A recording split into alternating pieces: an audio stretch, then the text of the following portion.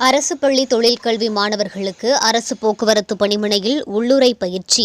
Sponsored பாய். கட்டிடங்களில் ஏற்படும் அனைத்து பிரச்சனைகளுக்கும் நிரந்தர தீர்வு தரும் நம்ம பில்டிங் டாக்டர். தமிழக அரசு கல்வித்துறையில் அரசு மேல்நிலைப் பள்ளியில் படிக்கும் தொழிற்கல்வி மாணவர்களுக்கு உள்ளுறை பயிற்சி வழங்க தமிழக அரசு ஆணையிட்டுள்ளது.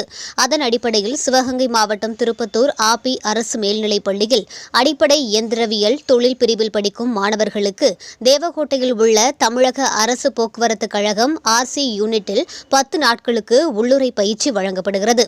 இந்த பயிற்சியில் 12 மாணவர்கள் பங்கு பெறுகின்றனர். பயிற்சி எடுக்கும் ஒவ்வொரு மாணவர்களுக்கும் தனித்தனி பணியாளர்கள் மூலம் மிக சிறப்பாக பயிற்சி அளிக்கப்பட்டு வருகிறது.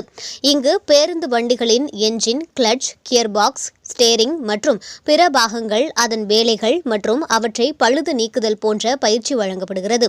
10 நாட்கள் நடைபெறும் பயிற்சியில் மாணவர்கள் ஆர்வமுடன் ஈடுபட்டு வருகின்றனர்.